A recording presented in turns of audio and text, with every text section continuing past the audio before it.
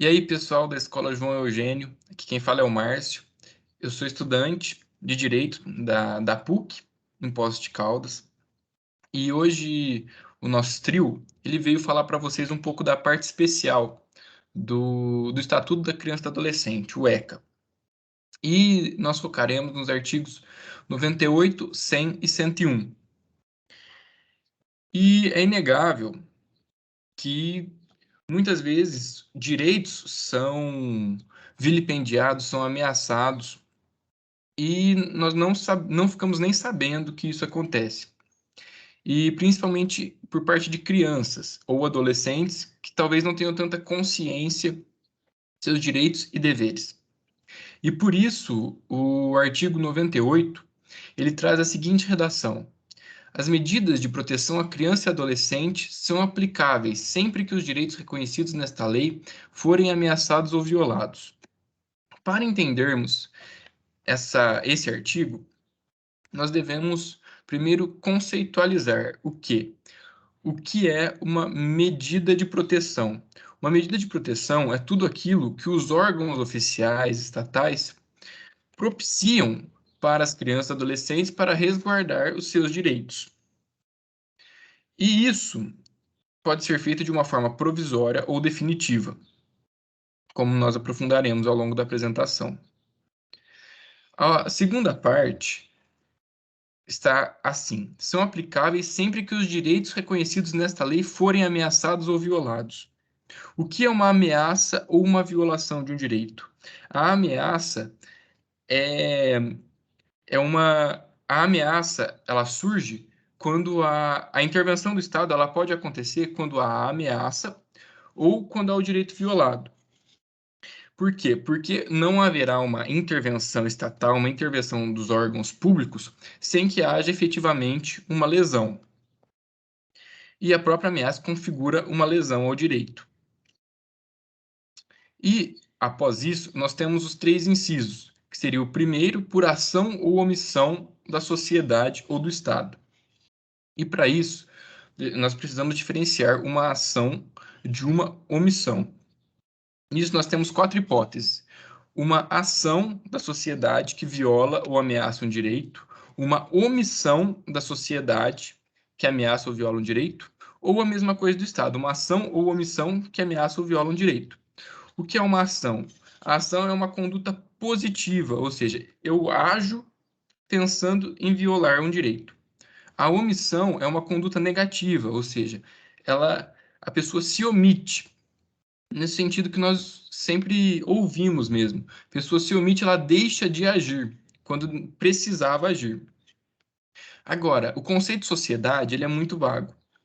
E aqui ele não se refere a apenas um grupo de indivíduos indeterminados, mas sim em relação a qualquer indivíduo, qualquer pessoa que não seja do Estado, configuraria que viola um direito, seria taxado neste inciso.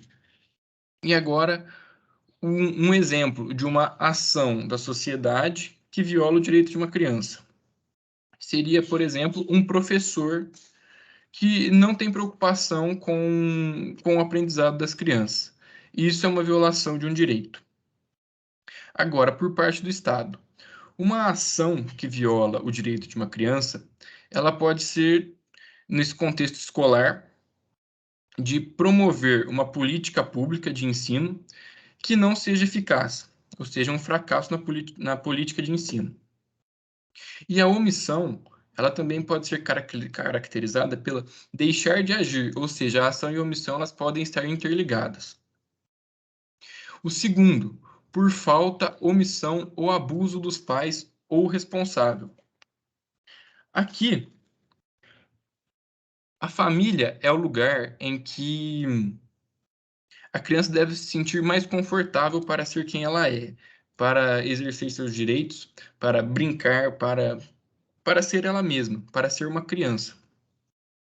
E o que seria uma falta? Uma falta seria um abandono, seja ele material ou moral, tá? O abandono ele não é apenas em questão monetária. Existem muitas pessoas, muitos pais, muitos responsáveis que têm um poder aquisitivo alto e que acabam abandonando seus filhos de uma forma moral.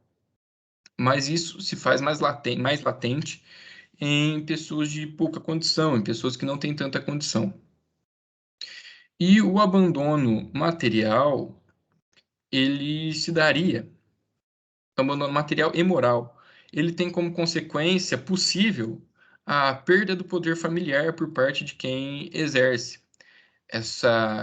esse abuso, essa falta, essa omissão. E como eu disse, a omissão e o abuso. O que é o abuso? O abuso é ultrapassar limites. Quando fala de abuso, isso se refere a limites sendo ultrapassados, seja ele em relação a um abuso sexual por parte de pais responsáveis com as crianças, ou outros tipos de abuso, como, por exemplo, nos castigos, em bater no filho. Isso seria um abuso, ultrapassar um limite. E existe o abuso direto e o abuso indireto. O abuso direto, ele é aquele que se dá, como, por exemplo, um padrasto espancando o filho de sua esposa. E o indireto, ele aconteceria, em um exemplo, quando a mãe deste garoto que foi espancado pelo padrasto não se manifesta e até finge não ver. Isso é um abuso indireto por parte da mãe. Aqui no inciso terceiro, o direito resguardado pelo ECA, por esse artigo também, é da própria criança, quando em razão da sua conduta, ela mesma vilipendia, ou seja, ela mesma ataca seus direitos. E por isso a, a nossa legislação ela se preocupou em trazer essas medidas de proteção. Não confundamos, não podemos confundir com os atos infracionais. Até porque essas medidas de proteção elas dão em benefício da criança. Os atos infracionais são punidos de uma forma diferente. Isso é pensando no direito da criança. E é isso. Passo a palavra para minha colega. Bom, oi pessoal, tudo bem? Agradeço a palavra, Márcio, sempre muito claro.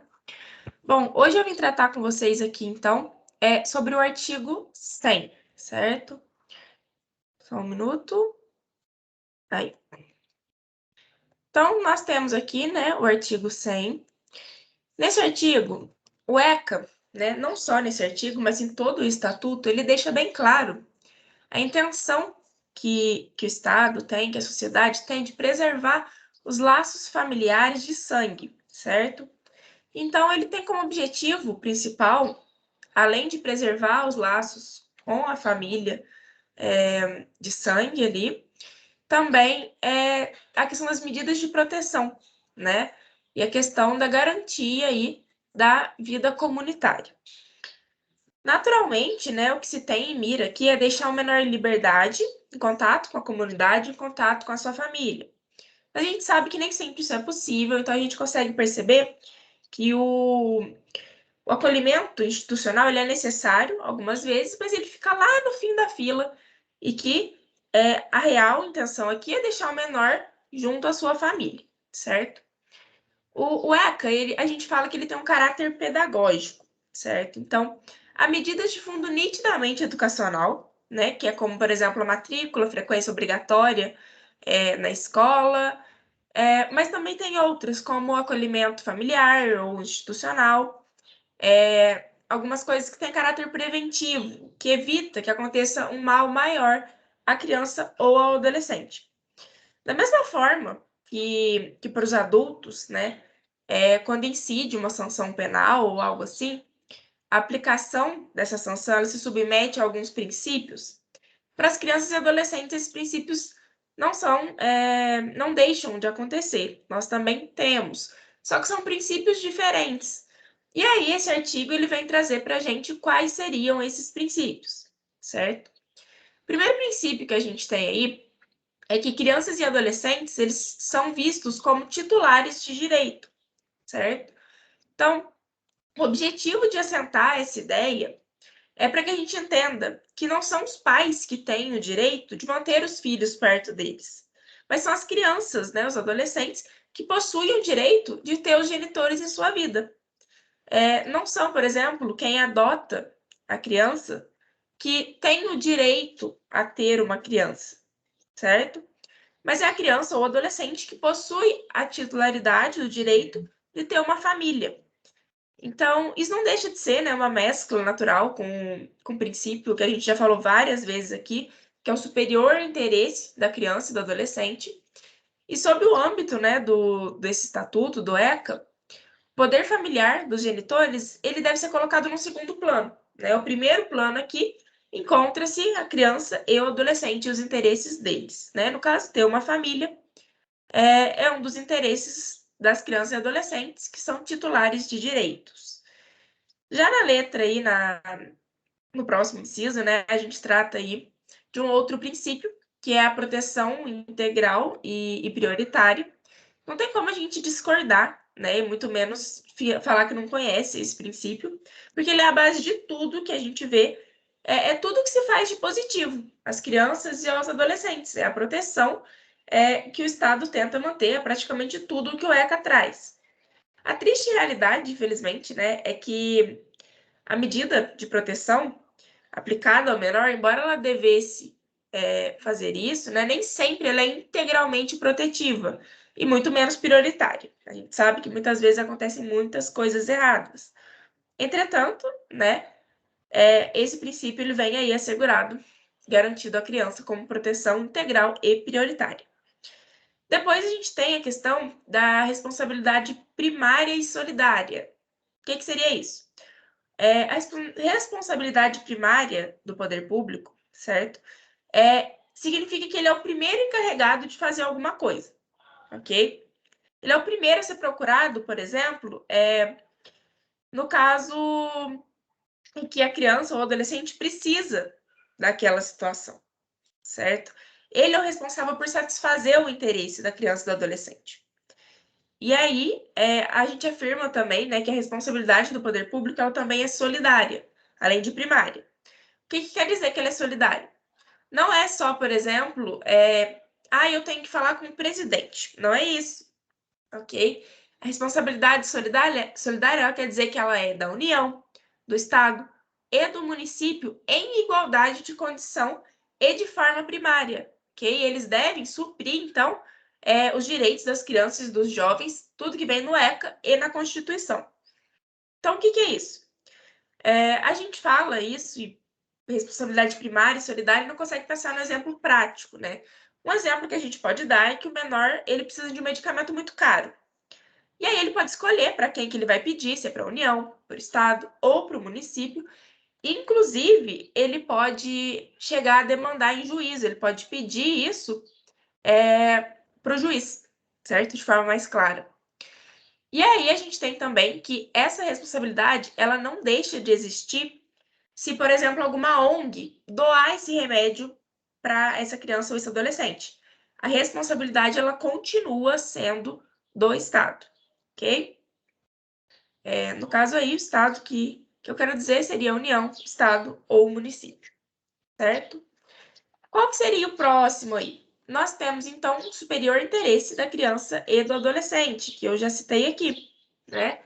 Os direitos infanto-juvenis, eles são prioridade. Eles são colocados acima de outros que confrontem com eles, certo? Compartilha isso, a mesma meta daquele princípio da proteção integral e prioritária, que era o que eu estava falando agora há pouco. O que a gente pretende aqui sempre evidenciar é que, por exemplo, no campo da adoção, quem tem direito a uma família é a criança, e não o contrário. Significa apenas, no cenário dos direitos previstos no ECA, que deve ser considerado particularmente relevante, ok? Se colocado em igualdade de condições com o interesse do adulto, o que prevalece é o da criança, ok? No caso aqui, do que está previsto no ECA, no cenário do ECA. Não quer dizer que a qualquer momento será o direito da criança, porque ela não pode prejudicar a um terceiro. Mas, geralmente, dever da criança e do adolescente é dever, né, que seja colocado em prioridade, em primeiro plano, em relação ao interesse de algum adulto. E aí a gente tem também, sob o título aí de princípio de privacidade. O que seria o princípio de privacidade? A gente inclui aí a intimidade, a imagem, a vida privada, ok? São direitos individuais de qualquer um, né? E por isso também abrange as crianças ou adolescentes. Mas aí a criança e a adolescente, ela tem essa prevenção, né? Esse princípio de privacidade. E aí é por isso que alguns procedimentos, como por exemplo alguns processos na vara de família aí, envolvendo jovens, eles correm segredo de justiça, certo? Quem tem acesso a esse processo? É somente o juiz, promotor, a equipe técnica do juizado, o menor, né? E o advogado. Quando for o caso, também pode ter os postulantes de guarda, tutela ou adoção, e também pode acontecer aí de o réu, pode ser o poder público, uma ONG, por exemplo, ter acesso quando, nesse caso, o autor ali foi o menor, ok? Mas sempre corre aí visando garantir, né, a integridade da intimidade, da privacidade do menor em segredo de justiça, ok? Nós temos também que a gente conhece aí por intervenção precoce. O que é isso? É que a gente demanda do Estado a pronta atuação para salvar uma criança de algum perigo ou algum risco, né? Geralmente se confunde essa intervenção precoce com aquilo que eu já falei da proteção integral e prioritária. Não é a mesma coisa que eu tinha dito de que o Estado tem que atuar de forma constante ali, com prioridade. Neste caso aí, o dilema é justamente conseguir operacionalizar a intervenção do Estado de uma maneira eficiente e rápida. O poder público ele precisa cuidar da necessidade primária e urgente da criança e do adolescente, e para isso tem que elaborar leis que auxiliem com eficiência, certo? Que realmente funcione. Cumprimento de todos os princípios que eu estou falando aqui, todas as diretrizes que tem no ECA, que a gente já falou de várias. Meus colegas vão continuar falando e a gente vai continuar tratando aqui durante esse período que a gente está conversando sobre o ECA. Então, a gente sabe que demanda-se da autoridade judiciária uma imediata atuação, quando indispensável, por exemplo, para retirar o menor da guarda dos pais, se, nesse caso aí, tiver acontecendo alguma situação que coloca essa criança em risco. Da mesma forma que tem que reintegrar essa criança ao núcleo familiar quando for viável, certo? E tem que fazer tudo isso de forma muito rápida, tanto colocar para adoção, se for o caso, quanto restituir o poder familiar ali daquela família, ou destituir. De todas as formas, tem que ser ágil, tem que ser eficaz, ok? E a intervenção precoce, ela garante isso. Junto com a intervenção precoce, a gente tem também a intervenção mínima, que seria uma interferência do Estado na vida privada do cidadão e do núcleo familiar de uma forma mínima, o menor possível. A gente trabalha com isso no direito penal também, né, fugindo um pouquinho do ECA. Em direito penal, a gente trabalha com esse princípio da intervenção mínima num conceito similar, mas não idêntico, ok? A gente quer um número aí de leis penais incriminadoras que elas asseguram apenas os crimes mais graves, certo? A gente chama o direito penal, que é como se fosse a última coisa que a gente vai buscar, ok? A gente busca uma sanção penal, né, uma lei penal incriminadora, em último caso, e os outros ramos do direito costumam cuidar das situações, infrações mais leves, ok? Já no campo do direito aí da infância e juventude, né, a gente tem que a intervenção mínima, ela se liga muito à prática da atuação do poder público, que deve evitar ingressar no seio familiar de forma constante, certo? Intrometendo, de certa forma, de forma indevida, sem que a criança ou adolescente esteja efetivamente em perigo, correndo algum risco. Quanto mais intervencionista o Estado é, menor é a liberdade do indivíduo. Isso também vale para as crianças. E isso pode prejudicar, inclusive, no desenvolvimento saudável que uma infância e adolescência precisa ter, né? Todo mundo concorda que se o Estado está ali constantemente dentro da sua família, essa criança não vai ter uma relação saudável, um crescimento saudável. Então, é negativa, né, a atividade excessiva, na mesma medida em que a omissão estatal também é prejudicial, certo? Então, esse é um dos motivos pelos quais a intervenção mínima ela é garantida. Continuando aqui, né, nós temos aí mais um princípio, que é o da proporcionalidade e atualidade. O que é isso? A proporcionalidade ela é um princípio desenvolvido e cultivado em várias outras áreas do direito, assim como a intervenção mínima. E se atinge essa proporcionalidade invadindo o contexto familiar, né, nesse caso da intervenção ainda, ao você invadir a situação ali, o contexto familiar, na exata medida da resolução daquele problema. Porque você não pode nem ultrapassar e nem agir de forma omissa, certo? Porque se o poder público ali ele fraquejar naquele momento, uma criança pode morrer, por exemplo. Mas se ao contrário, ele chega ali de uma maneira intensa e excessiva, ele pode traumatizar aquela criança, numa fase bem delicada que é a infância, por exemplo, ou a adolescência. Então, a proporcionalidade e a atualidade ela é a justa medida da intervenção, né, que é muito difícil de ser encontrada, porque a gente nunca sabe, né, o que seria excesso, o que seria menos, mas tem que acontecer uma justa medida ali. Não se pode ignorar ou desprezar só porque ela é difícil de ser encontrada, certo? A proporcionalidade é um preceito legal. E, além disso, a gente impõe, com correção, a atualidade da intervenção, certo? Sob pena de se mostrar ineficaz. Por quê? Não adianta, por exemplo, depois que aconteceu o evento, o Estado querer intervir, ok? Da mesma forma que, por exemplo, não adianta que antes que ele aconteça, o Estado esteja ali constantemente, porque isso seria excessivo, ok? A gente tem também a responsabilidade parental. Na realidade, não é um princípio, essa responsabilidade parental. Mas é a lembrança do óbvio, né? Que os pais eles têm o dever em relação aos filhos, que é decorrente do poder familiar, que nós já conversamos. E, por outro lado, né, ao apontar que a intervenção estatal ela deve ser efetivada, né, ali, de modo a garantir que os pais assumam os seus deveres para com os filhos. Aí a gente tem o que é o princípio da intervenção mínima, que já foi falado, porque evitar que o Estado tenha que intervir a gente garante isso quando os pais assumem o seu poder familiar e defendem aquela criança, né? E cumprem os seus deveres como pais em relação aos seus filhos. Então, a gente tem também a questão aí da prevalência da família. Né? A finalidade é a garantia de que as crianças e os adolescentes permaneçam em família. Como eu disse, o ECA vem várias vezes defender que a criança precisa da sua família. Pode ser, então, o quê? Primeiramente, a família é a natural ou extensa. A natural são os pais, né? A extensa, por exemplo, os avós ou tios.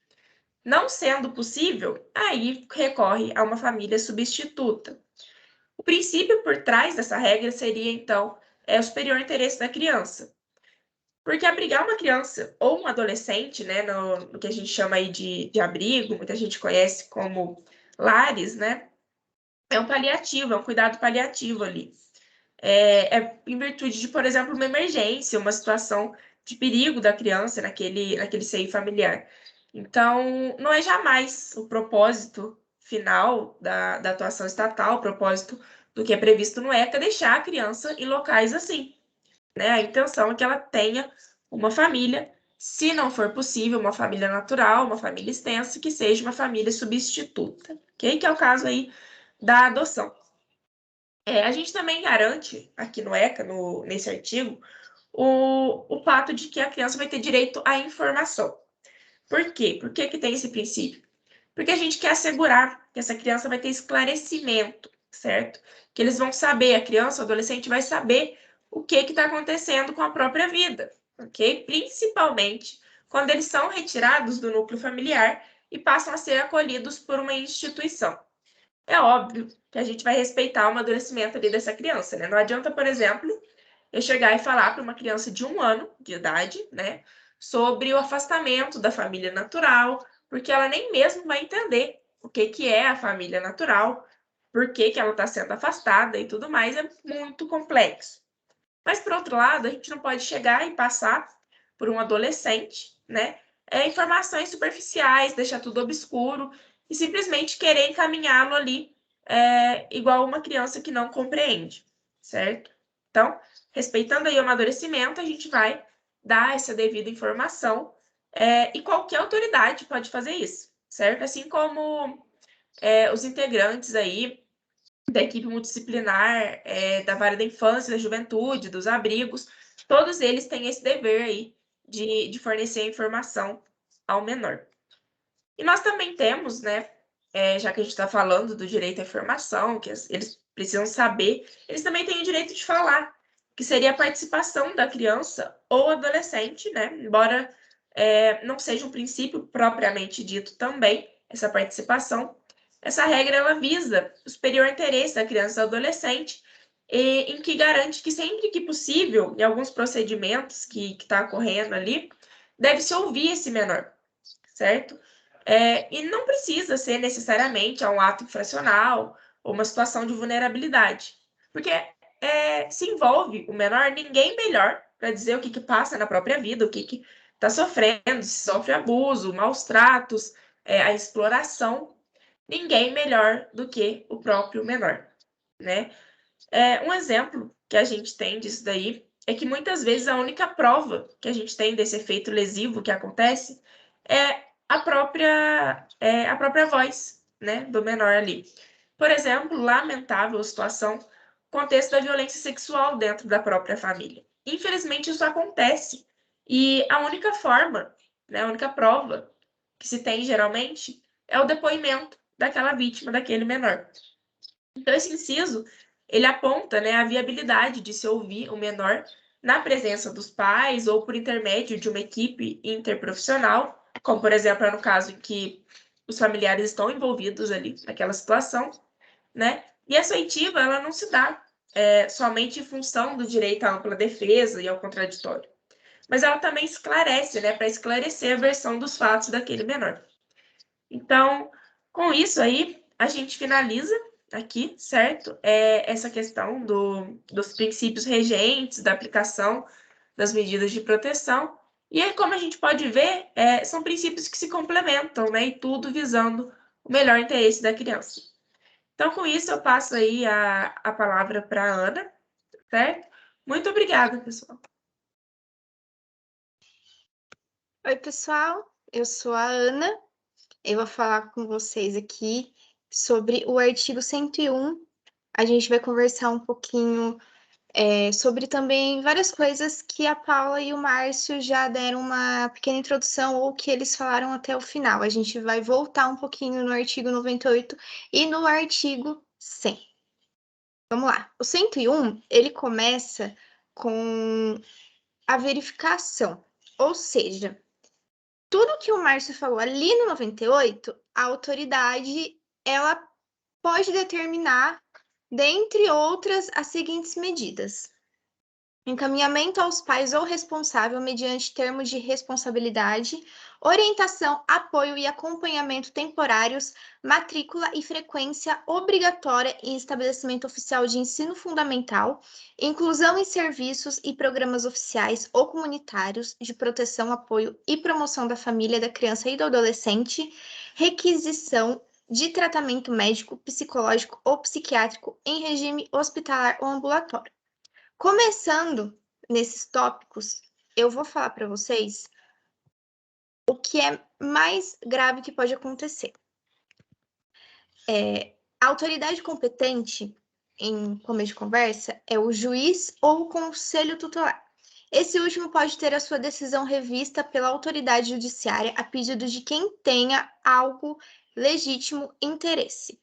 Por outro lado, não lhe é permitido decretar o acolhimento institucional ou familiar e muito menos a colocação da família substituta. Essas são as medidas mais graves da alçada exclusiva do magistrado em autêntica reserva de jurisdição. Falando também um pouquinho sobre a natureza do rol, segundo dispõe a própria lei, é exemplificativo, podendo o juiz ou o conselho tutelar, de novo ali, a gente falando da autoridade competente, aplicar outras medidas, embora não previstas expressamente nesse artigo. Assim é a posição majoritária da doutrina, ou seja, a doutrina é esse o entendimento que ela tem sobre o assunto. em atuação de ofício ou a requerimento e devido processo legal. As medidas enumeradas nesse artigo são protetivas, motivo pelo qual, como regra, podem ser aplicadas de ofício pela autoridade competente. Tem uma fala muito importante do Wilson Donizete Liberati, que é do livro Adolescente Ato Infracional, Medida Socioeducativa e Pena. Essas medidas não são punitivas, diz ele. Elas têm natureza administrativa e poderão ser aplicadas pelo Conselho Tutelar, com exceção daquelas previstas no inciso 8 e 9, independente de ordem judicial. Continuando nesse tópico, a medida de maior alcance envolvendo o direito de terceiros, como os pais, que seria o acolhimento institucional ou familiar, e colocação em família substituta. A gente vai falar um pouquinho mais sobre acolhimento institucional ou família e colocação em família substituta mais para frente, que eu vou explicar para vocês certinho como que funciona. Devem ser deferidas em procedimento próprio, assegurados a ampla defesa e o contraditório, pois elas podem implicar suspensão ou perda do poder familiar. Isso é, a família, ela pode perder o direito sobre aquela criança, ela pode perder o poder sobre aquela criança. Quem que terá, então, o poder sobre aquela criança, sobre aquele adolescente, aquele menor de idade? A gente vai falar um pouquinho mais para frente sobre isso. Mas nesses casos em que se prevê a viabilidade de resistência dos pais ou responsáveis, instaurando-se o procedimento adequado para solucionar a controvérsia, o juiz pode atuar cautelarmente, determinando o acolhimento ou a inserção em família substituta de pronto, para garantir o ambiente mais adequado ao menor. É sempre pensando na vítima, lembrando que quando isso acontece, quando esse menor ele acaba indo para a família substituta, para institucional ou familiar, é porque, como o pessoal já falou anteriormente, houve algum tipo de abuso, houve algum tipo de violência, abandono, existem vários fatores. Ilustrando, enquanto se debate a destituição do poder familiar, a criança pode encontrar-se em família acolhedora ou família substituta, que terá a guarda provisória. Isso acontece, gente, porque existem medidas que são provisórias e medidas que são definitivas, e a gente vai ver a diferença entre elas daqui a pouco. Encaminhando aos pais ou responsável mediante termos de responsabilidade. Se a criança ou adolescente encontra-se em situação de vulnerabilidade por qualquer das causas do artigo 98, a gente já volta ali no 98 para pegar o que o Márcio falou. A primeira providência, não envolvendo ato infracional grave, é chamar os pais ou responsável para lhes dar ciência do ocorrido. Por vezes, gente, acontece muito, eles não sabem. O que acontece nesse caso? Nesse caso, talvez por denúncia, talvez pela própria criança, os pais eles são chamados ali pelo Conselho Tutelar, eles são encaminhados para o procedimento padrão, né? Que é precisando constar claramente no referido termo de situação de risco da criança ou adolescente o alerta feito aos pais. Então, quando isso acontece, eles vão receber um alerta. E junto desse alerta, eles vão receber propostas de solução apresentadas pelos genitores ou responsável. A partir daí, finaliza-se com os pais assumindo a responsabilidade por escrito, na presença do juiz, de que o menor não tornará a viver idêntica situação quando nas mesmas condições. É como uma situação paralela ali na escola, quando a gente faz alguma coisa de errado e o diretor ele chega pra gente e fala, ó, isso aqui não tá certo. Assina aqui pra mim, fazendo um favor, que você tem essa ciência de que o que tá acontecendo tá errado, que você foi notificado. É basicamente isso. Só que nesse caso, os pais, se eles falarem assim, peraí, ou responsáveis, né? Peraí, não é isso que tá acontecendo, não, tem uma coisa errada. Eles não são obrigados a assinar. Eles não são obrigados, eles podem contratar um advogado, eles podem falar, não, isso aqui não tá acontecendo, isso aqui não é uma coisa real. Então, o que acontece? Dentro dessa alternativa, pode-se estabelecer outra medida protetiva mais rigorosa. De todo modo, os pais, quando assinam o termo, quando realmente eles falam, não, a gente vai assinar aqui porque realmente tem alguma coisa de errada. Quando eles assinam um termo, estão oficialmente cientificados do que se passa com o filho, não podendo alegar ignorância no futuro. Então, se aquilo acontecer de novo e eles falarem, olha, mas a gente não sabia que não podia, tá ali, ó, tá ali assinado, o oficial de justiça vai falar, ó, tá aqui. O senhor sabia, a senhora sabia, então vamos fazer alguma coisa. O termo funciona como um alerta. Então, para impor essa medida, basta a instauração de um procedimento verificatório denominado simples. Esse processo, ele é simples, ele é básico. Nada impede, no entanto, que os pais, chamados para assinar o termo de responsabilidade, resolvam contratar advogado ou peçam um dativo ou defensor público. Existem essas possibilidades. Além disso, ao final, prevalecendo a imposição do termo de responsabilidade, é fundamental que haja uma audiência para um contato entre os pais ou responsáveis e o juiz. Afinal, né, gente, eventual fuga à responsabilidade no futuro pode acarretar procedimentos de suspensão ou perda do poder familiar. Sempre tem ali a perda do poder familiar. É preciso que os pais entendam com clareza o significado e o conteúdo do termo, e não é atribuição do cartório firmar tal compromisso. Não cabe ao cartório fazer esse tipo de atribuição. Agora a gente vai para orientação, apoio e acompanhamento temporário. Essa medida pode ser aplicada a criança ou adolescente com reflexo direto nos seus pais ou responsável. Orientar, apoiar e acompanhar são condutas técnicas e não leigas, de modo que cabe à equipe interprofissional do juizado o desempenho dessa função. Certamente, nos locais onde, sabidamente, a equipe está desfalcada e nem mesmo dá conta do trabalho ágil nos procedimentos em que deve atuar, cabe ao juiz evitar aplicá-la. Vamos segurar essa informação aqui. Existem equipes que não dão conta do trabalho, existem equipes que têm uma grande camada de atribuições, são cheias de problemas para resolver, então às vezes perdem o prazo. Lá na frente a gente vai voltar aqui nesse fator. Paralelamente, organizações não governamentais elas podem entrar junto com o conselho tutelar. Lembrando do que a Paula falou, cabe ao Estado várias medidas provisórias, várias coisas, mas também as organizações não governamentais, que são as ONGs, elas podem entrar com psicólogos, assistentes sociais, pedagogos. Então, assim, é muito importante a gente ter noção de que quando a gente fala de criança, adolescente, menor de idade, entram vários tipos de associações, entram vários tipos de pessoas para ajudar, para defender, para ver o que está acontecendo, porque tem que ter ali uma proteção maior. Falando agora de matrícula e frequência obrigatória em estabelecimento oficial de ensino fundamental. Isso acontece, gente, porque como muitas pessoas vivem em níveis de pobreza extremamente altos, elas são realmente muito pobres. Algumas famílias acham que tá tudo bem tirar uma criança da escola e colocar para trabalhar. Mas o ensino fundamental é obrigatório. Ele é obrigatório, não tem como fugir dele.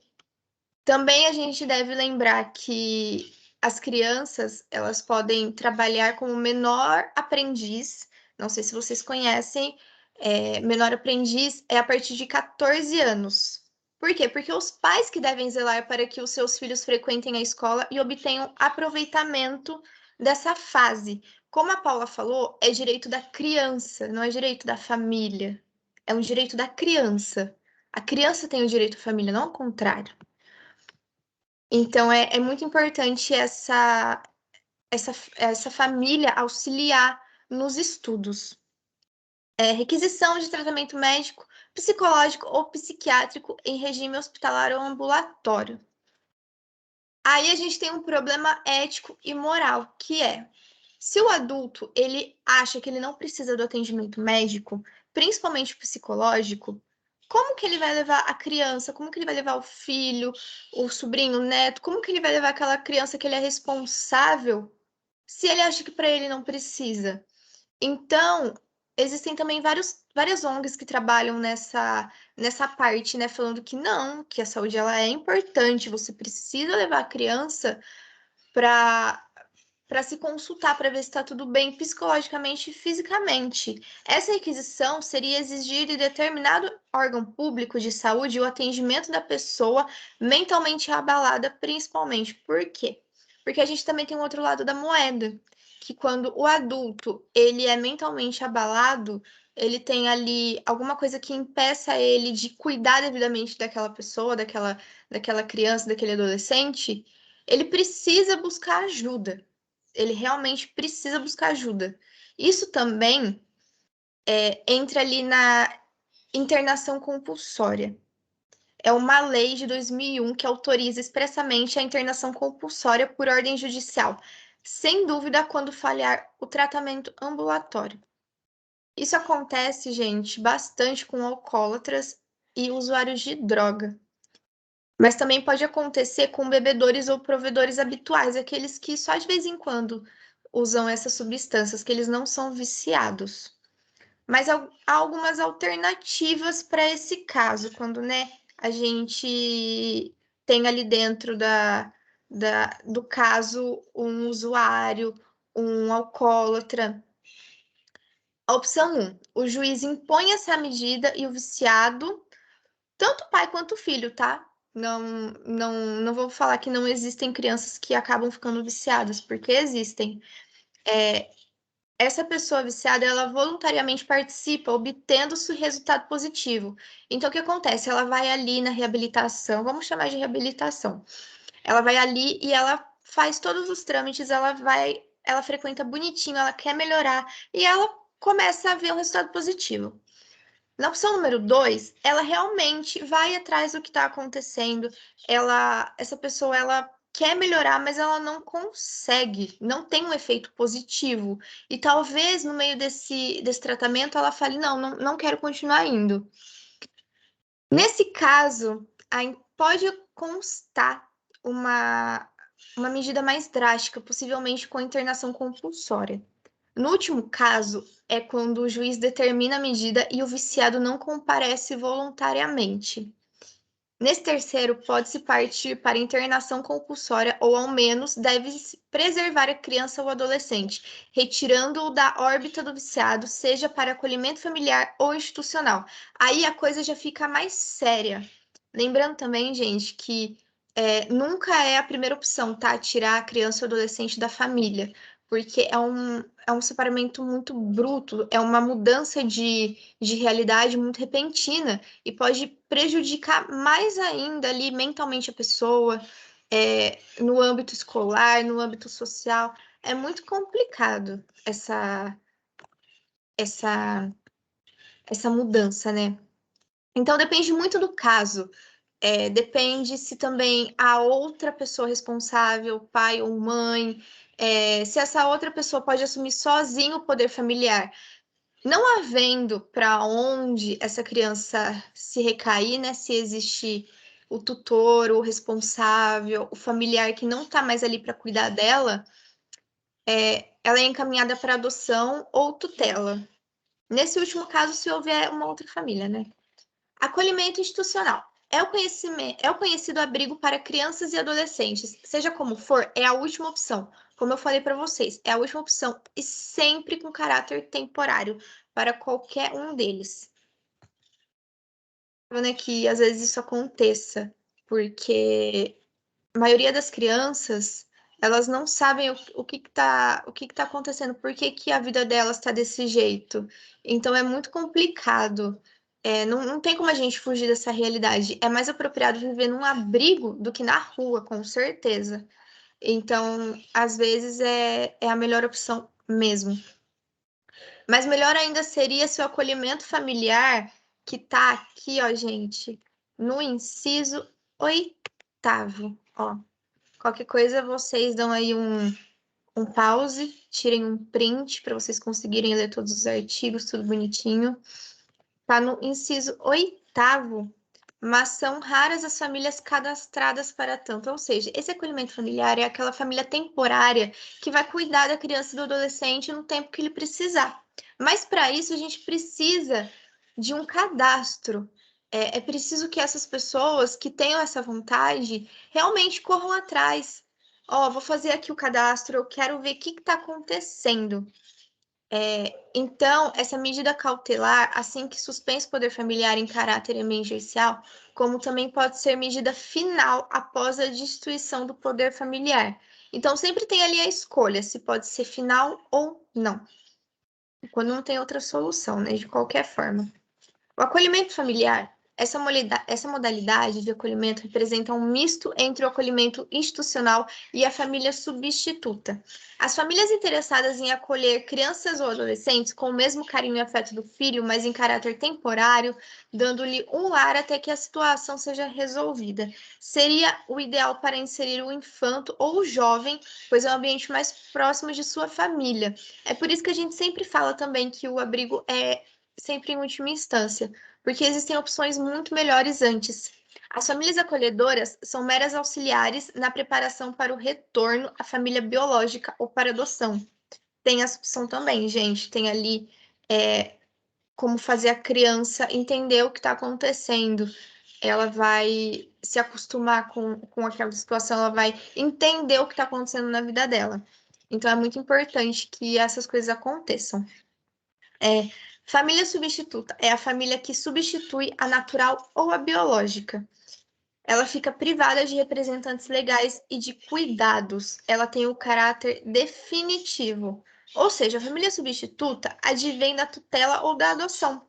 Aguarda somente um meio temporário para resolver, em definitiva, a situação do infante ou do jovem.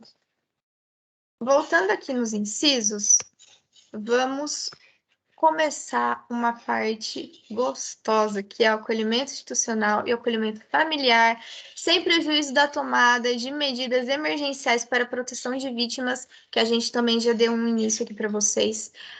A criança e o adolescente somente poderão ser encaminhados a instituições que executam programas de acolhimento institucional, governamentais ou não, que aí também entram as ONGs, por meio de uma guia de acolhimento expedida pela autoridade judiciária, na qual obrigatoriamente constará, dentre outros, que aqui tem certinho as leis para vocês, que é, voltando ao que a Paula falou, não necessariamente um juiz ou conselho tutelar.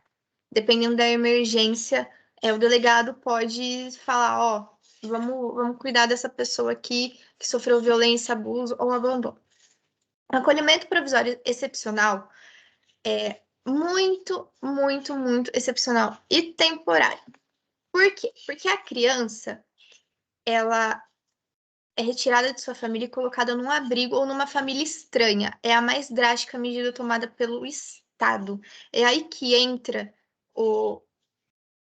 as casas, né? As casas de famílias que querem cuidar de crianças. A gente estava falando até agora de quando os familiares, tio, tia, avós, avós, tanto faz, eles cuidam dessa criança para passar, né? Esse período de adaptação. Agora a gente vai falar na família estranha. Por quê? Porque é como se tivesse realmente num abrigo.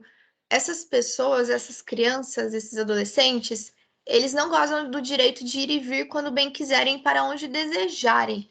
Então, assim, é muito certinho, tem que ter um acompanhamento para não acontecer nada, para assegurar, né, o bem-estar, a saúde, para assegurar a segurança dessas crianças.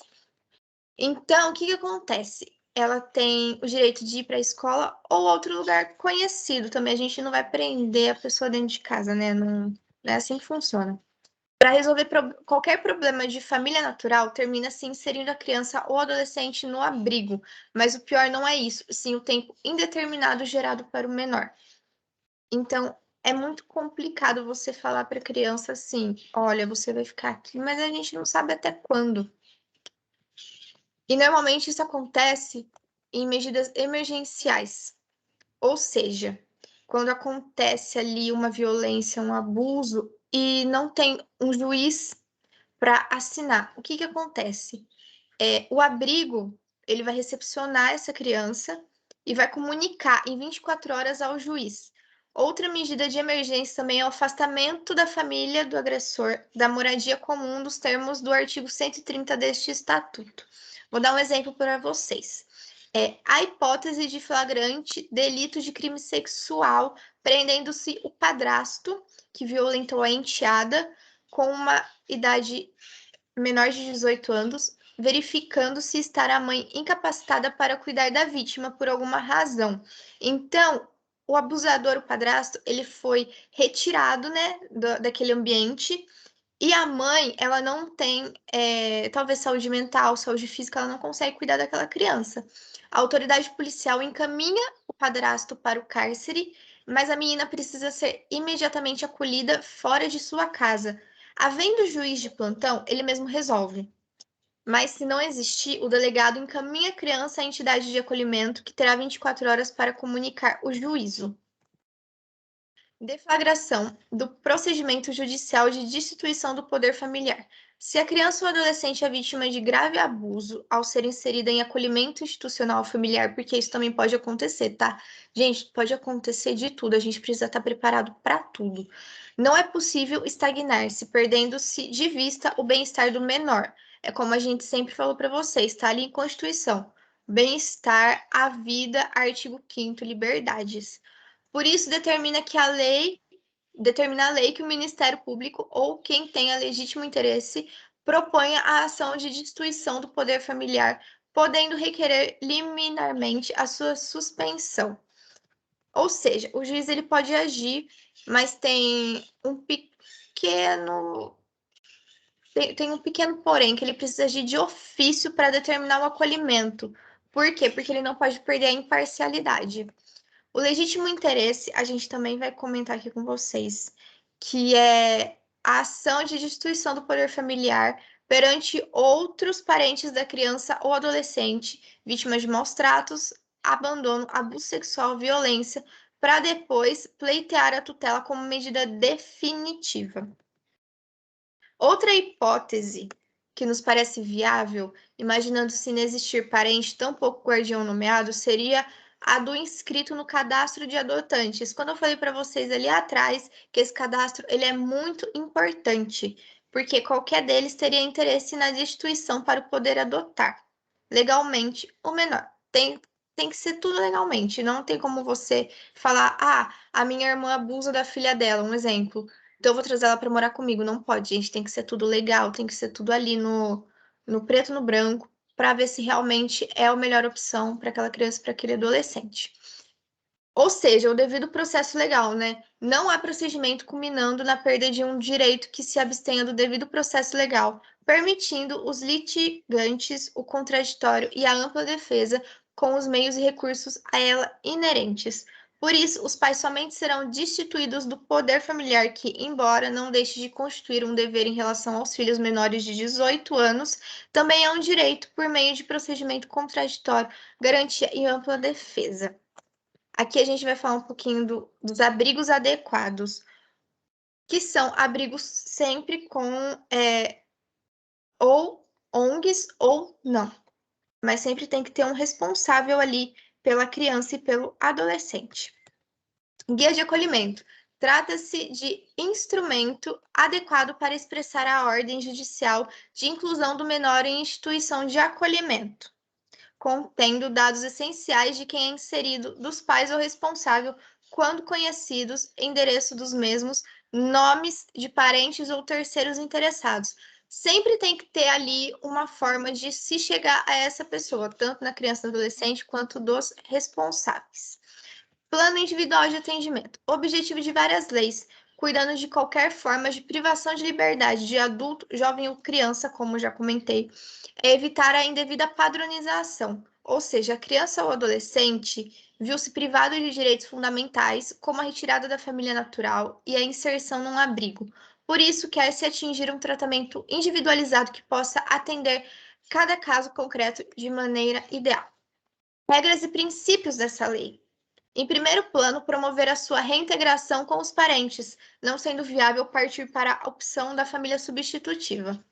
E sempre evitando lastrear o programa da definitividade do abrigamento. Elaboração do plano individual de atendimento. Como já mencionado em nota anterior, deve-se elaborar o referido plano à equipe técnica da entidade de acolhimento, formada por profissionais especializados como assistentes sociais, psicólogos, pedagogos, terapeutas ocupacionais, dentre outros possíveis. Porém, basicamente, deve haver um assistente social. Isso é muito importante, gente. É realmente muito importante ter ali uma pessoa que consiga cuidar dessas atividades, que consiga cuidar dessa parte mental e dessa parte administrativa, tá? A gente está aqui falando também de como encontrar essas pessoas, né? Essas crianças, esses adolescentes, os pais, os responsáveis. É muito importante também que vocês leiam o que a gente está colocando aqui no slide, os incisos, tudo bonitinho. Como eu já comentei, tirem print para vocês conseguirem ler, pausem o vídeo. Artigo 101, também, se vocês quiserem dar uma olhadinha no ECA. O resultado da avaliação interdisciplinar. Compromissos assumidos pelos pais ou responsáveis e a previsão das atividades a serem desenvolvidas com a criança ou com o adolescente acolhido e seus pais ou responsável. Passando para o próximo. O acolhimento familiar ou institucional, que a gente já comentou, verificada a possibilidade de reintegração familiar em sendo constada a impossibilidade de reintegração da criança ou do adolescente. Vou falar um outro exemplo aqui para vocês conseguirem entender melhor. Se houver abandono, por exemplo, é importante saber que a vítima pensa a respeito. Então, sempre tem que ir ali conversar com a vítima. Mas a gente também tem que conversar com os pais para ver o que aconteceu. Com isso, a gente vai atrás do juiz, vai atrás do conselho tutelar, vai atrás desses profissionais. E existe também a autorização judicial para essa reaproximação. Então, o que vai acontecer? O Estado sempre vai tentar reaproximar esses menores de idade com a família. Mas se não houver possibilidade, se realmente o caso for muito grave, aí sim temos as opções que já foram comentadas. Aliás, dos pais naturais também se podem captar dados a demonstrar a clara intenção de manter o abandono com corte de laços. Então, assim, quando a gente fala sobre poder familiar, a gente fala sobre direitos, a gente fala sobre burocracia, mas a gente também esquece de falar, às vezes, sobre os laços familiares, que é quando os responsáveis não querem mais ter contato com essas crianças, com esses adolescentes. Aí também entra o trabalho de psicólogas, de psicopedagogos, então é muito importante. Elemento do plano individual de atendimento, dentre outros, a lei indica alguns obrigatórios, que são resultados da avaliação interdisciplinar, compromissos assumidos pelos pais ou responsáveis, previsão das atividades a desenvolver. Passando aqui para o próximo slide e último, vou falar um pouquinho também sobre prazo, mas eu vou falar muito por cima, porque é uma burocracia que realmente só cabe aos juízes e ao conselho tutelar. Por quê, gente? Porque precisa ter muito cuidado. Como já comentado com vocês, existe uma necessidade de adaptação da criança e do adolescente dentro do abrigo, da família natural, da família não natural, da família substituta. Então, precisa sempre ter ali em mente o que é melhor para a criança e para o adolescente. Vou finalizar aqui, que eu acho que já tá ótimo, vocês conseguiram entender. Se não conseguirem entender, deixem um comentário aqui embaixo pra gente. Espero que vocês tenham gostado desse vídeo. E até a próxima, se meus colegas quiserem falar alguma coisa. Somente agradecer, né, todo mundo. É um tema que ficou bem extenso, mas é bem interessante. A gente consegue aprender bastante coisa. Então, gostaria que o pessoal comentasse aí embaixo se gostaram, o que estão achando, dá um feedback aí pra gente saber como caminhar nas próximas, né? Mas é isso. Obrigada, pessoal.